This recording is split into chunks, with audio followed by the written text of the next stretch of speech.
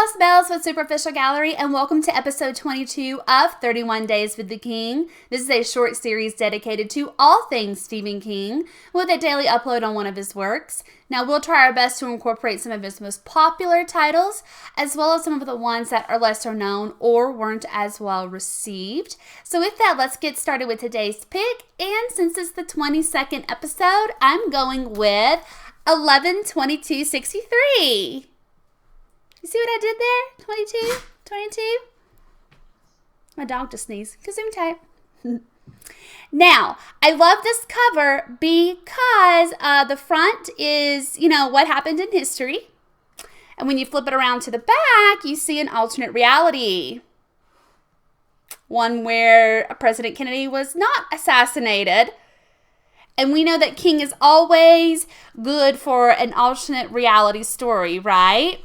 So this story surprised me on a few different levels. First of all, when I first heard about this book, when it was coming out, I was super excited because President Kennedy, his whole presidency, everything is like one of my favorite parts of history. And so I was very excited to see what King was going to make out of that.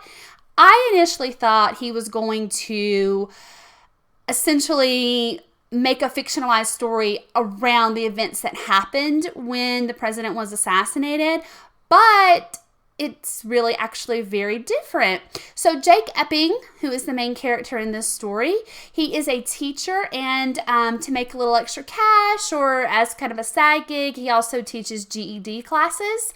Now, as always, I'm going to keep this as spoiler-free as I can because I do think this is one that everyone should check out, just because of the way that the story ends, to be honest. So Jake kind of tasks his students with writing about something that happened in their life that kind of changed or altered their paths. Okay, so much like how when President Kennedy was assassinated, America really changed at that point. Things went on a totally different path than where we thought we were headed with him, in the Oval Office. So he gets these essays back, and he's really disturbed by one of his students' essays. Now, I'm not going to spoil what the essay is about because I think that it's a crucial part of the story that I want to leave as a surprise element, because later in the story, Jake kind of takes it upon himself to rewrite that student's history as well. So Jake frequents a diner. The diner owner's name is Al. And for Al, it is the assassination of President Kennedy. Basically, that was like the big moment in his life. So Al's little restaurant, though, is the cheapest place in town that you can get burgers. And of course, this story does take place in Maine. And, one day Jake is like, I don't understand how you can charge so little for your food. And that is where we find out there is a portal or a thinny or whatever you like to call these kind of wormholes into other dimensions in Al's diner.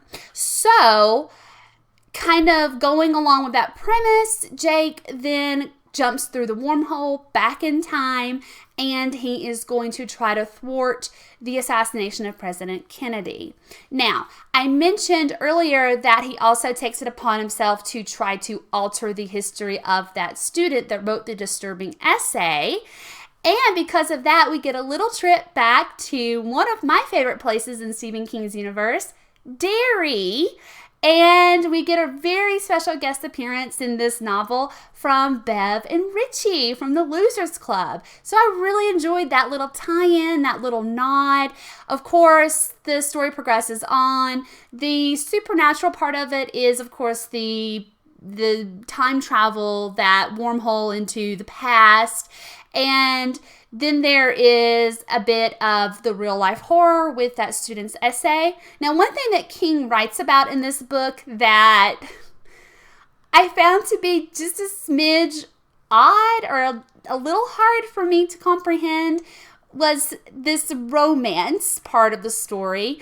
And Jake meets a lady named Sadie, And so that whole part of the story, again, it wasn't difficult for me to get through, but it was not like my favorite aspects of the story. So just use that as a fair warning. He plays his hand at writing out some romance, and I don't know, for me, I just prefer the, scary kind of horror or the supernatural, that type of stuff from Stephen King myself. Now, 11/22/63 did get a miniseries on Hulu starring James Franco. I actually enjoyed the miniseries adaptation of it. I didn't mind it. James Franco, I don't mind him as an actor, but I felt like it left out a few things that I maybe would have included from the book, but overall, I think it was a solid adaptation, so I would definitely give that a try as well. Now, it wouldn't be me if I didn't show you King's photo in the back. It's a little tiny one.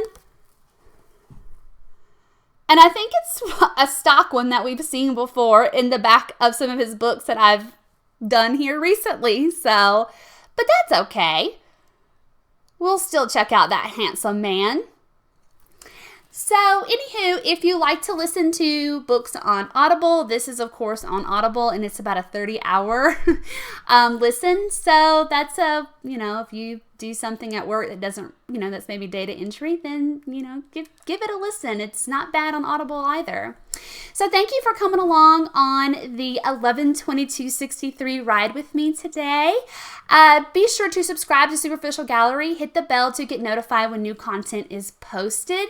Like the video, comment below if you've read it or if you've seen the miniseries adaptation on Hulu. Let me know your thoughts on that.